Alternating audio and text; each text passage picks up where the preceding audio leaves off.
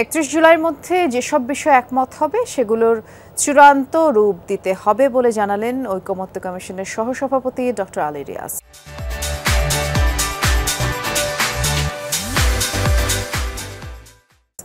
বলেন, দু একদিনের মধ্যে প্রাথমিক পর্যায়ের ঐকমত্যের খসড়া রাজনৈতিক দলগুলোর কাছে পাঠানো হবে। জাতীয় ঐকমত্য কমিশনের সাথে রাজনৈতিক দলের দ্বিতীয় দফার 21তম দিনের আলোচনা চলছে। সকালে রাজধানীর ফরেন সার্ভিস একাডেমিতে এই বৈঠক শুরু হয়। আজকের বৈঠকে তত্ত্বাবধায়ক সরকার ও সংসদে নারী প্রতিনিধিত্ব নিয়ে আলোচনা হবে।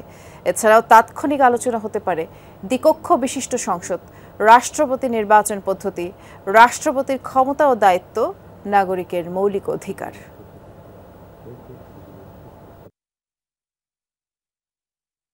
সামনে হাজির করতে চাচ্ছি, যাতে করে যেহেতু ইতিমধ্যে দেরিতে শুরু হয়েছে, আমি একটু দীর্ঘ যারা আছেন সাহায্য করুন।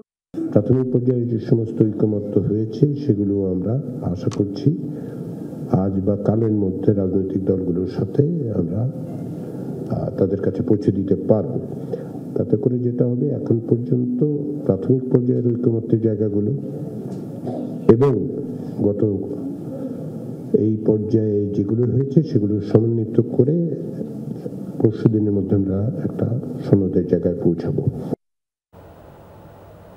জাতীয় ঐকমত্য কমিশনের এই বৈঠকের বিষয়ে খোঁজ খবর রাখছেন আমাদের সহকর্মী ফয়সাল মাহমুদ। তিনি আমাদের জন্য অপেক্ষাও করছেন। আমরা একটু আলোচ্য বিষয়গুলোর ব্যাপারেই জানতে চাচ্ছিলাম ফয়সাল, রাজনৈতিক দলের আসলে ছাড় দেওয়ার মানসিকতা কতটা দেখছেন, একটু বিস্তারিত করে জানাবেন।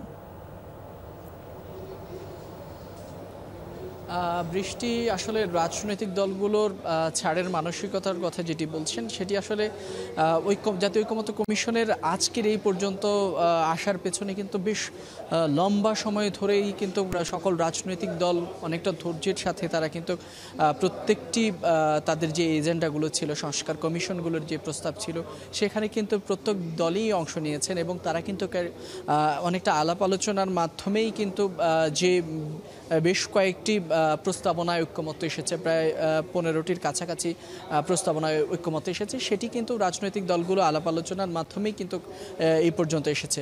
এখনও বেশ কিছু বিষয়ে ঐক্যমত্যে পৌঁছানো যায়নি, সেগুলো নিয়েও কিন্তু দফায় দফায় কোনো বিষয়ে 3বার, কোনো বিষয়ে 4বার পর্যন্ত কমিশন বসেছে।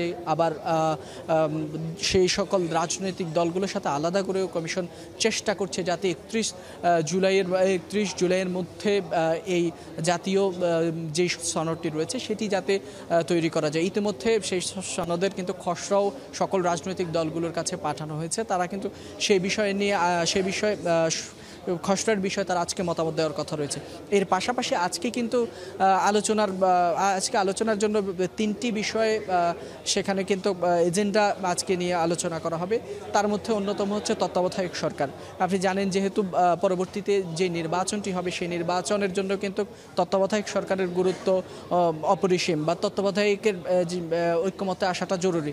যার কারণে হয়তো আজকে ঐক্যমত্য কমিশন প্রত্যাশা করছে আজকের দিনের মধ্যেই হয়তো সমঝোতা হবে কিংবা ঐকমত্য হবে, এরকম তারা ভাবছেন। ধন্যবাদ বিস্তারিত জানানোর জন্য।